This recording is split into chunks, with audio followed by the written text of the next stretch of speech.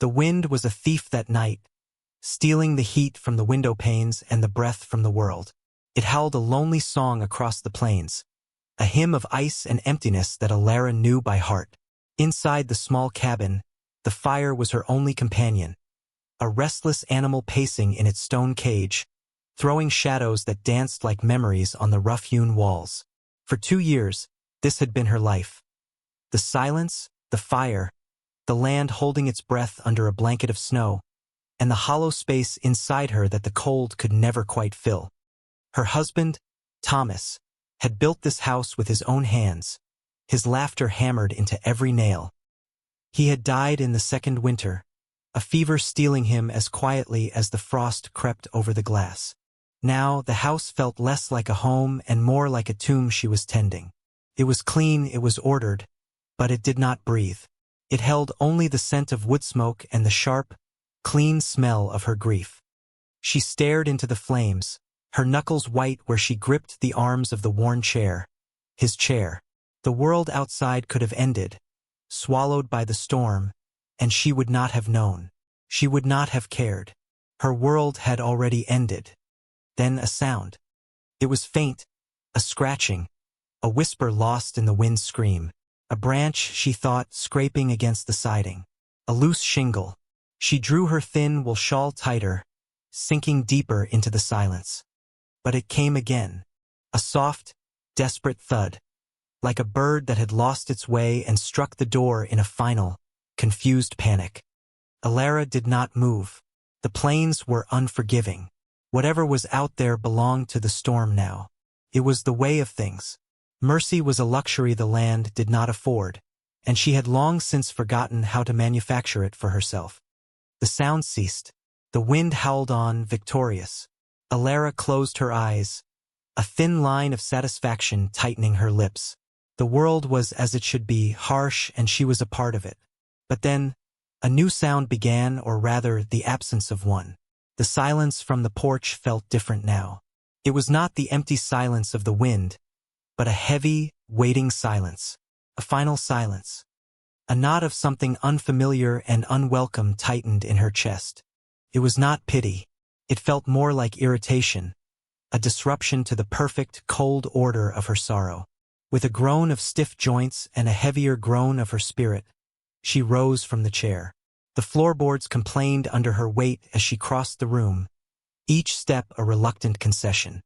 She unlatched the heavy oak door, her hand hesitating on the cold iron. She pulled it inward just enough to see. The wind tore at the opening, throwing a spray of fine, stinging snow into her face. At first, she saw nothing but the swirling white darkness. Then her eyes adjusted. A shape, small and dark, was slumped against the threshold. It was a drift of rags and snow, hardly human. She saw a patch of pale skin, a tangle of dark hair crusted with ice. It was a child. A boy, she thought, though it was hard to tell. He was so still, he might have been a sack of grain dropped and forgotten. For a long moment, she simply stood there, the icy wind pouring into her warm cabin, stealing the fire's heat. The rules of this land were clear. She could close the door. She could let the snow do its work. It would be a final, quiet mercy. No one would know. She would return to her chair, and the silence would be hers again, unbroken. But the boy's hand, curled near his face, was a detail she could not ignore. The fingers were blue with cold, the knuckles raw and chapped, but it was a child's hand. It reminded her of another hand, one that had held hers, small and trusting, before it too had grown cold. A curse, low and brittle, escaped her lips. It was not a word of anger, but of resignation. The perfect, sterile tomb of her life had been breached. Without another thought, because thinking would have stopped her, she bent down. Her arms, stiff from disuse and sorrow, protested as she gathered the boy. He was lighter than a bale of hay, a bundle of twigs and cold air. She half-dragged, half-carried him inside, kicking the door shut against the howling wind. The latch clicked home with a sound of finality, and the room was suddenly terribly quiet again. But this silence was different. It was no longer empty. It was filled with the presence of a small, frozen life. She laid him on the rag rug before the fire, the only soft place in the entire house. The snow on his clothes began to melt immediately, forming dark, spreading pools on the woven scraps. He was so still, his face waxy and pale in the flickering light. His clothes were threadbare, a man's shirt crudely cut down, offering as much warmth as a spider's web. Under a torn sleeve, she saw a bruise, dark and ugly like a patch of bad earth. She worked with a grim, mechanical efficiency, as if he were a newborn calf dropped in a blizzard. She stripped off the wet, frozen rags, her fingers clumsy and slow. His skin was so cold it felt like stone. She wrapped him in the heavy wool blanket from her own bed, tucking it tightly around his thin frame. He did not stir. His breathing was a shallow, almost imperceptible flutter in his chest. She ladled broth from the pot that simmered perpetually at the edge of the hearth. It was thin, made from salted meat and winter roots, but it was hot. Cradling his head with one hand, she used a spoon to press a few drops against his cracked lips.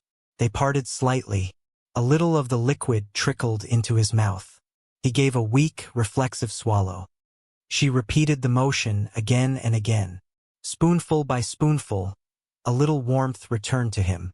A faint blush of pink touched his cheeks, chasing away the deadly, waxen white. His eyelids flickered.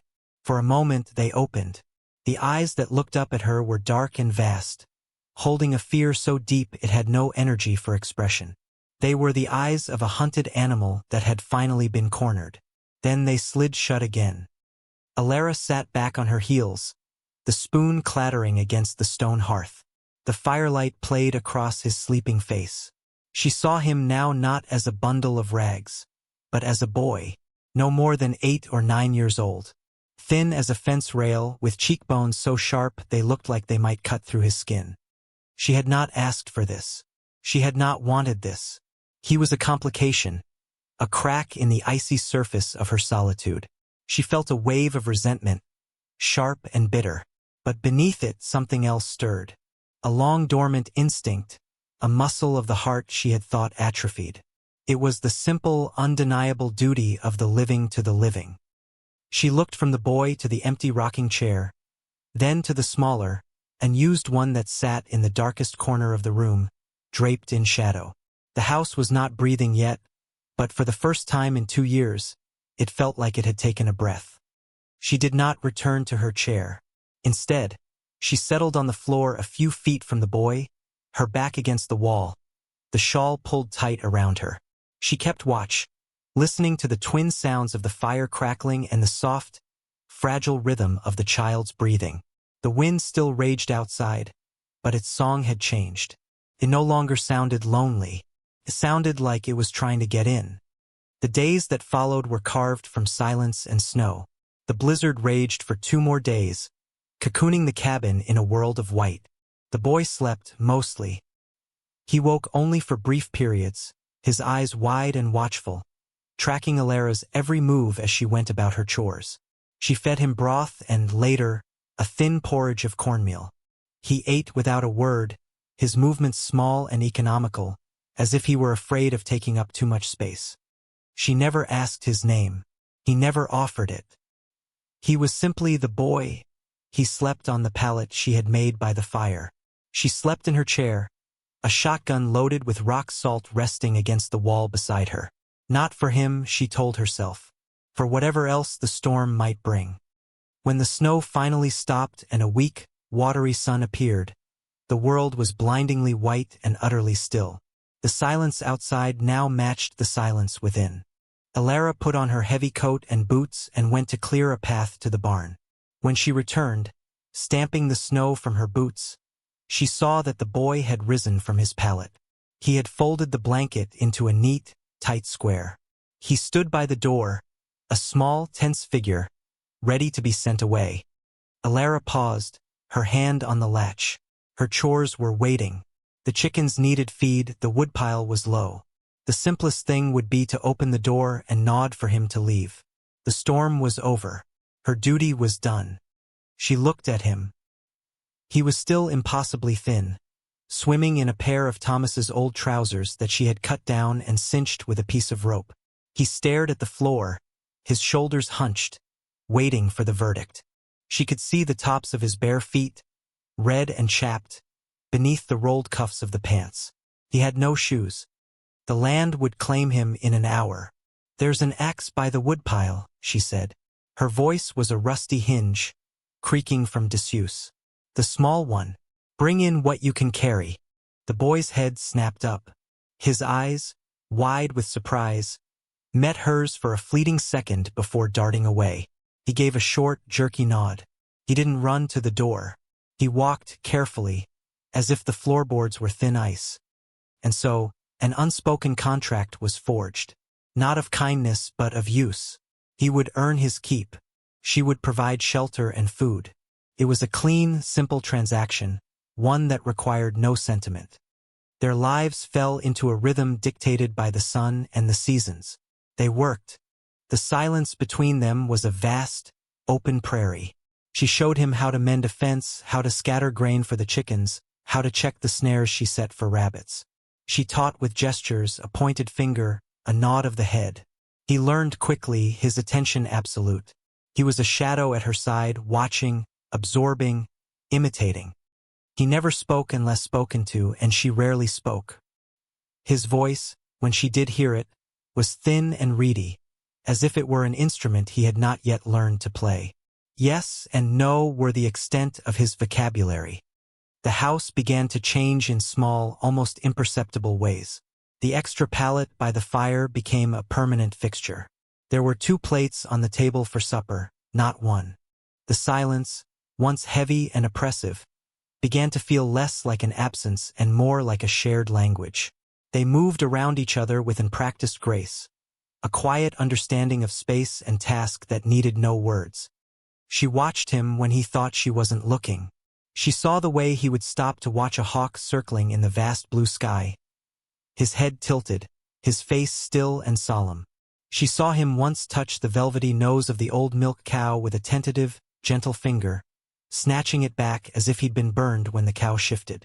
He had a deep stillness in him, a core of quiet observation that mirrored her own. Slowly, cautiously, the first green shoots of spring pushed through the thawing earth. And with them, small gestures of care began to sprout in the sterile soil of their arrangement. It started with him. One morning, she came in from the barn to find he had swept the entire cabin floor, the broom marks neat and even. He had wiped down the table. He stood by the hearth, pretending to be absorbed by the fire, but she saw the anxious glance he flicked in her direction. Alara said nothing. She simply hung up her coat and began to prepare their breakfast. But she set an extra piece of salt pork on his plate. A week later, while mending a fence line at the far edge of the property, she saw him kneeling by the small, unmarked mound of earth next to Thomas's grave. He had cleared away the winter debris. In a small jar filled with water, he had placed a single, impossibly bright purple wildflower, the first of the season. Her throat tightened. She turned away before he could see her watching. The image of that small splash of color against the gray stone burned into her mind. She found herself responding in kind. She took the worn, thin shirt he wore every day and, one evening while he slept, she patched the elbows not with rough sacking but with a soft piece of flannel from one of her old nightgowns. She found a pair of Thomas's smallest boots in a trunk, and though they were far too big, she stuffed the toes with rags so the boy could wear them. The sight of him clumping around the yard in the oversized boots should have been comical, but it tugged at something deep inside her. One afternoon, she decided to bake bread. It had been years since she had bothered.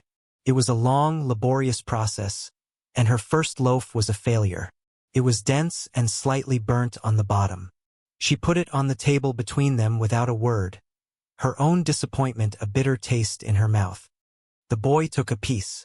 He chewed it slowly, thoughtfully. She watched him, expecting nothing. "It's good," he said, his voice quiet but clear. She looked up, surprised. It was the first unsolicited sentence he had ever spoken to her. "It's heavy," she replied, her voice flat. "That loaf died in vain."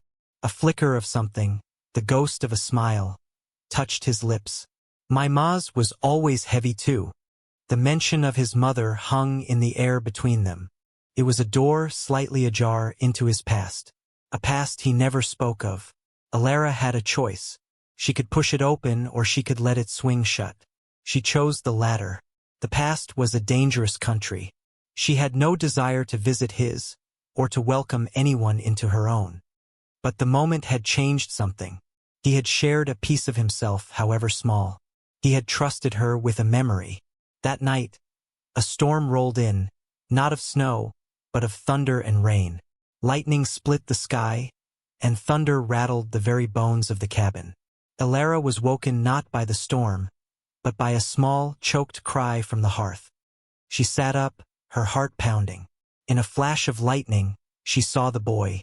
He was sitting bolt upright on his pallet, his arms wrapped around his knees, trembling.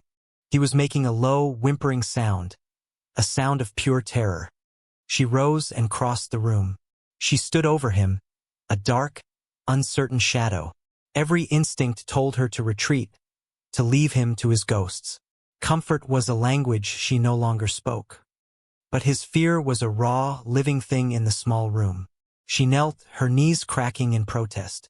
She hesitated for a long moment, her hand hovering in the air above him. Then, slowly, she placed it on his shoulder. He flinched violently, a gasp tearing from his throat. He looked up at her, his eyes wild with a terror that was not of the storm. "Don't lock it," he whispered, his voice shaking. "Please, don't lock me in." Her hand, which had been about to withdraw, stilled. Her gaze went to the heavy oak door. The bar was down, as it always was at night. It was not a lock, but it served the same purpose. She had never considered it from his perspective. To him, a barred door was a cage. "The door," she said, her voice rough but steady. "I don't lock doors." It was a lie. She always barred it. But in that moment it became a promise. She looked back at him. His trembling had eased slightly under the weight of her hand. He was just a child, terrified of the dark and the thunder and memories she could only guess at. "There are no locks here," she said again, more firmly this time, and she stayed there, kneeling beside him, her hand a steady, warm presence on his shoulder, until the storm passed and his breathing evened out into the peaceful rhythm of sleep. When she finally rose and went back to her chair, she did not bar the door. The cabin felt more vulnerable, more open to the night, and somehow safer than it had in years. The thaw continued, both on the land and within the walls of the cabin. The prairie turned from a sleeping giant of brown and gray to a riot of green, speckled with the vibrant yellows and blues of wildflowers. The boy's voice, once a rarity, began to surface more often. He would ask questions about the ranch, about the animals. He pointed out a hawk's nest in the high branches of a cottonwood tree. He even, on one occasion, told a joke he must have heard somewhere. A silly thing about a frog and a bucket of milk, and the unexpected sound of his own laughter made him blush and fall silent for the rest of the afternoon. Alara found herself answering him. Her voice, at first, was clipped and practical, but gradually it softened. She told him the names of the wildflowers. She explained why they branded the cattle, how to read the clouds for signs of rain. She was teaching him not just to work the land, but to understand it.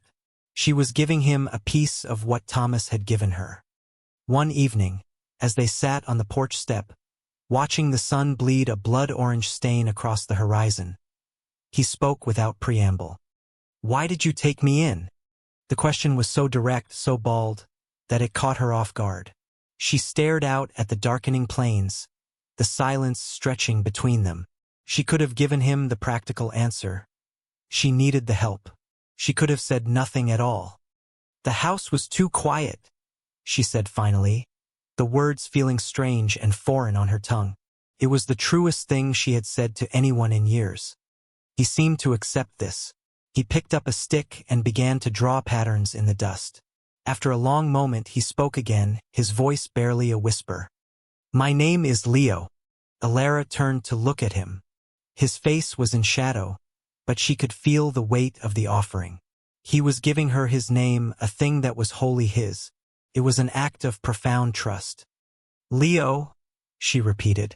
The name felt solid, real. It replaced the placeholder of the boy with a person.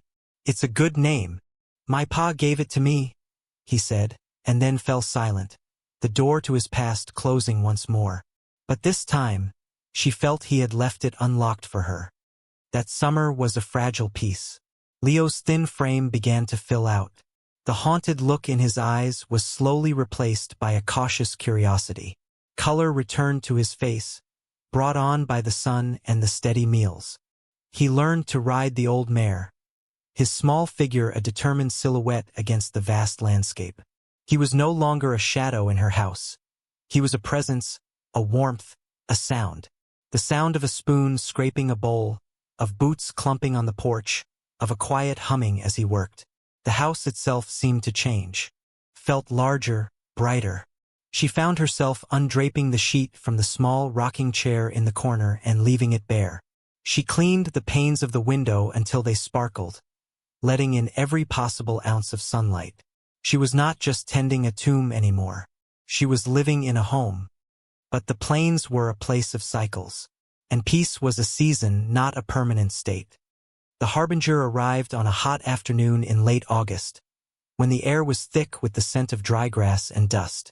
It was not a rider, not a letter, but a flicker of movement on the distant horizon. A wagon, kicking up a plume of dust that lifted behind it like a procession of ghosts. Wagons were a rarity. Their ranch was isolated, miles from the main trail. A neighbor, perhaps, but the wagon moved with a purpose that felt unsettling. Alara felt a cold knot form in her stomach. She had lived in her bubble of quiet routine for so long, she had forgotten the outside world existed. Leo saw it too. He stopped his work mending a leather strap, his body going rigid. He looked at the approaching wagon, and then at Alara, and the old, hunted look was back in his eyes. "Who is that?" he asked, his voice thin. "Don't know," she said, her own voice tight, but she had a terrible, sinking feeling that she did. Or that it had something to do with him. "Go inside. Stay there." He hesitated, his gaze fixed on her face. It was not a command born of anger, but of protection. He nodded and disappeared into the cabin, the door closing softly behind him. Alara did not move from the porch. She stood there, her arms crossed, watching the wagon crawl closer. She could make out two figures on the driver's bench now. One was a large man, the other smaller, slighter. As it drew nearer, the features sharpened. The driver was a thick-set man with a florid face and a bowler hat. The man beside him was thin and pale, with a pinched expression and a dark suit that looked out of place in the sea of dust and grass. The wagon pulled up 20 yards from the house. The thin man climbed down stiffly. He brushed dust from his sleeves with a series of fussy, irritated pats. He looked at the house, at the barn, at the small herd of cattle grazing in the distance. His eyes were like those of a banker calculating assets and liabilities. "Afternoon, ma'am," he called out, his voice thin and reedy, carrying easily in the still air. He did not approach the porch. Alara did not answer. She waited. The man cleared his throat. "I am Mr. Albright. From the county orphanage," he paused, as if the name should mean something to her. "I believe you have something that belongs to us." The cold knot in Alara's stomach tightened into a knot of ice. So this was it. The past had come to collect. "I have what's mine," she said, her voice low and even. Mr. Albright gave a thin, humorless smile. "A boy," answers to the name Leo, "ran off from us back in the winter. We heard tell he ended up out this way." His eyes scanned the property again, lingering on the freshly mended fences, the neat woodpile. "Seems he's made himself useful. But the fact remains, he is a ward of the county. Property, you might say. And we've come to reclaim him." The word property struck Alara like a physical blow. She looked at this man, with his clean suit and his cold eyes, and she saw the source of the bruises, of the fear of locked doors, of the years of silence. "He's not property," she said. The words were quiet, but they carried the weight of the land itself. Albright's smile faltered. I have papers, ma'am, signed by a judge. He belongs with us. We have an arrangement for him. A farmer over in the next county needs a field hand. He said the words as if he were discussing a piece of machinery. He's home, Alara said again. It was the only argument she had. It was the only one that mattered. Now, see here, Albright said, his voice taking on a harder edge. He took a step forward. I don't want any trouble, but I have the law on my side. You're harboring a runaway. That's a crime. Alara stood her ground. She did not raise her voice. She did not move. She simply looked at him, her gaze as unyielding as the granite bedrock beneath the soil. She had already lost a husband and a son to this unforgiving land.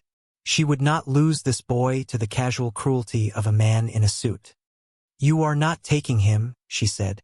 It was not a plea. It was a statement of fact, as simple and immovable as a mountain. Albright's face flushed with anger. We'll see about that. He turned to the heavy-set man still sitting on the wagon. Amos, go get him. The big man, Amos, lumbered down from the wagon. He was large and slow with dull, incurious eyes. He started toward the cabin, his boots crunching in the dry dirt. Alara's hand moved then so fast it was a blur. It went not to a weapon, but to the porch railing beside her. Her fingers wrapped around the handle of the heavy wood axe that she used for splitting kindling, the one she had sharpened just that morning. She didn't lift it. She just held it. The gesture was enough. Amos stopped. He looked from the axe to Alara's face, and for the first time, a flicker of something like unease crossed his features. He glanced back at Albright. She's a widow? Albright spat, his voice laced with contempt. Alone out here. What's she going to do? But the cabin door creaked open behind Alara. Leo stepped out into the sunlight. He wasn't crying. He wasn't hiding. He stood beside her, a small, straight figure, and his hand found hers, his small fingers lacing through her work-roughened ones. He did not look at Albright. He looked at Alara, and in that look, she saw not fear, but a quiet, fierce loyalty. He was choosing to stand with her. You heard the lady? A new voice said, rough as gravel. Everyone turned. Standing at the corner of the barn, leaning against the weathered wood, was Silas, her nearest neighbor from 5 miles down the creek. He held a rifle cradled in the crook of his arm, its barrel pointed casually at the sky. He was a grizzled, silent man she hadn't exchanged more than a dozen words with in 2 years. But he had seen the wagon, and he had come. Albright's face, which had been red with anger, now paled. He looked from Alara and her axe, to the boy holding her hand, to Silas and his rifle. He was a man of papers and legal threats. He was not a man of consequences. This is not the end of this, he hissed, his voice losing its confident bluster. The law is the law. The law's a long way from here, Silas said calmly. And right now you're on her land. I suggest you get off it. Albright stared for a moment longer, his mind clearly calculating the odds. He was one man with a hired brute against a determined widow, her neighbor, and the vast, indifferent emptiness of the plains. He made a sharp, disgusted sound in the back of his throat. Get in the wagon, Amos, he snapped. He gave Alara one last, venomous look, then turned on his heel, climbed back onto the wagon, and took the reins.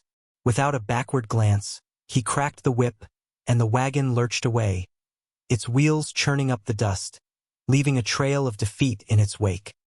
Alara, Leo, and Silas stood and watched until it was just a small speck on the horizon, the dust settling back onto the earth as if it had never been disturbed. Alara's hand was still gripping the axe handle, her knuckles bone-white. Slowly, she relaxed her grip. The strength seemed to drain out of her all at once, leaving her trembling. Leo's hand tightened in hers. You didn't run, she whispered, not looking at him. No, ma'am, he said, his voice steady. Neither did you. Silas ambled over, his rifle now resting on his shoulder. He stopped before the porch, pushing his hat back on his head. He looked at Alara, then at the boy. He nodded once, a gesture of profound, unspoken approval. "Looked like you had it handled," he said, a hint of dry humor in his tone. "Just thought I'd watch the show." He glanced at the setting sun. "Best be getting back. The wife will have supper on." He turned and walked away without another word, his stride long and easy. He did not need thanks. The action itself was the only communication necessary. In the code of the plains, he had declared them his people. He had drawn a line in the dust. Alara finally looked down at Leo. His face was streaked with dirt, but his eyes were clear and bright.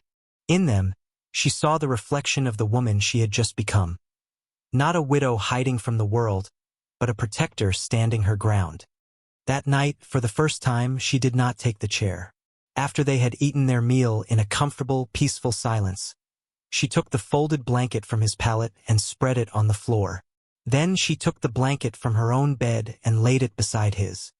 He watched her, his eyes wide with a question he didn't know how to ask. She lay down, pulling the rough wool up to her chin. "The floor is cold," she said simply. It was her invitation, her declaration. He lay down on his own pallet. In the flickering firelight, there were two figures resting before the hearth. Not a woman and a boy, not a widow and an orphan. Just two people weathering the night together. The house, at last, was breathing in a slow, deep, peaceful rhythm. It was a home. The next morning, Alara rose early. She went to the old trunk at the foot of her bed, the one that held Thomas's things. She pulled out his finest shirt, one he had worn to town, and an old, supple piece of leather. With Leo watching, she spent the morning cutting and stitching, her hands sure and steady. By noon, she had fashioned a pair of sturdy, soft-soled shoes that fit him perfectly. She handed them to him without a word. Leo took them, his hands trembling slightly. He looked from the shoes to her face. His eyes were shining. "You're either the kindest woman I've ever met," he said, his voice thick with emotion, "or the most foolish." A real smile touched Alara's lips, the first in years. Felt like a rusty gate swinging open. "Can't I be both?" she asked. From that day forward, the question of ownership was settled. He was not a ward of the county. He was not a hired hand. He was Leo, and he was hers. They didn't speak of it, but it was a truth as solid as the earth beneath their feet. The land that had taken so much from her had finally given something back. They burned the old, broken rocking chair one evening, the one that had sat in the corner like a silent monument to her grief. They watched the flames consume the wood, turning years of sorrow into ash and rising smoke. The fire only changes everything if something new is waiting in the ash. The next day, they went into the sparse woods along the creek and, together, they cut down a young, strong sapling. They hauled it back to the house, and Alara, using Thomas's tools, began to build a new chair. A smaller one for a boy. Leo sat and watched her, sanding the wood smooth when she was done, his small hands learning the feel and grain of it. When it was finished, they placed it on the porch next to hers. And as dusk settled over the plains, they sat together, a woman and a boy, a mother and a son, watching the stars emerge in the vast, quiet sky. The house behind them was warm and alive, its windows glowing like steady, watchful eyes. It was no longer a place of endings. It was a place where things began. This story, it isn't just about a woman and a boy, or a lonely ranch on a wide prairie. It's about the fact that the hardest ground can sometimes yield the most unexpected harvest.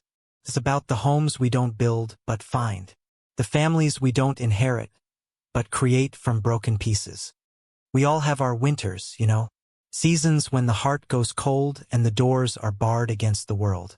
We build walls of silence and routine to protect a core of grief we think is too fragile to touch. We learn to live with the quiet ache of what's been lost. But life has a way of knocking, even when you don't want to answer. It shows up on your doorstep, cold and desperate, and it asks you for nothing more than a little warmth, a little space by the fire. It asks you to be brave enough to let the world in again. So here's your naming.